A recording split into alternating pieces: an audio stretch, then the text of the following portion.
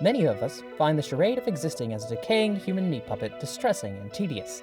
As we all know, biology is closed-sourced, cucked normie trash that is absurdly messy and complicated to modify. Hello, and welcome to Exobody. We make kawaii full-body replacements. Today we're learning about what's shitty about human bodies. Poor customizability, for one. Like, none. Whatsoever. Like, oh, you don't want hair to grow there? Yeah, have fun ripping it out over and over, I guess. Just look at how many people have to have their teeth removed, because there's too many of them to fit in their fucking mouth. I had to have 2 removed, but some people need to have 4 or more removed. It's ridiculous, honestly. There's no easy access to any component. If something fails, that's mission critical. You just fucking die. If a small section of tissue meant to hold blood in place from spilling everywhere in your brain disappears, you just end up with permanent brain damage. Failures can come from the smallest places, and they're ridiculously difficult to recover from. Even if you don't care about the people, you should be angry about this waste of resources at least. It takes 20 years at least for somebody to be reasonably functional as a member of society, if you're lucky, and then they only last another 50 before they have to be replaced again. We have to teach people the same things: how to walk, how to talk, how to think critically, over and over. We never learn from history because our species is constantly forgetting it, and we never grow beyond a certain point because we get too old and die after an arbitrary limit. It's disgusting.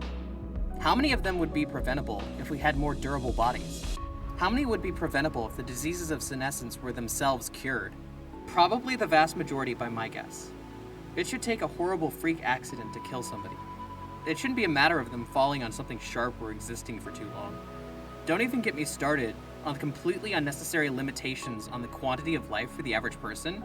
During those 50 years, you're shackled to your own biology, adopting a mode of existence that minimizes the pain and discomfort that otherwise emerge by default.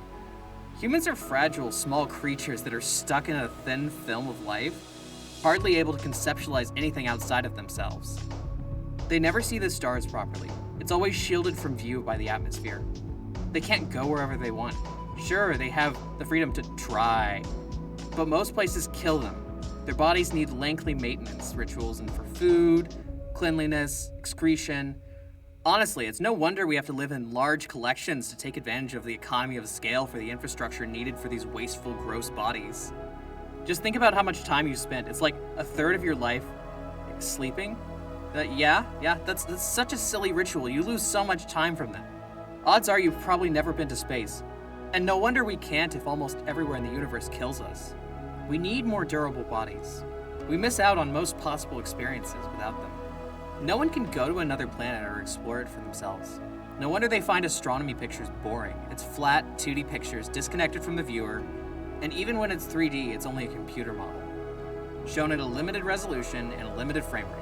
There isn't a real-time view of the cosmos, and I think we lose out on something precious there. I think that way more people would be interested in space if they could see it for themselves, rather than some sort of hypothetical thing they wouldn't even know about if they didn't hear about it on the media. The closest thing we come is the precious few astronauts we have in our space probes. No wonder we haven't left the planet. Everything kills us. Getting off-world is a strenuous, expensive process that can kill you in 100 different ways or more. Evolution built fully general-purpose, adaptive, emotional intelligence. It invented human minds with the capability of conceptualizing and exploring the universe, and then cruelly shackled our bodies that can hardly last more than a century and can't survive without air, glued to a single small planet. We spend our lives blind to the forces around us, with vision that's only sensitive to a few wavelengths of light, only able to engage with things like radio waves and cells and space as distant abstractions. Also, let me just say, shitting. Shitting is really gross. Have you ever shat before? You have to sit on a toilet. The stuff comes out, it sticks to your body, and you have to wipe it? Fucking disgusting. God damn. Anyway, help Exobody out, or whatever, so that we can stop being pathetic meatbags and make something of ourselves in the cosmos.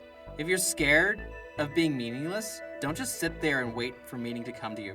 Explore the universe, with synthetic bodies and whatever. But first, we'll have to start small. So, donate on Patreon. Okay, thanks, bye.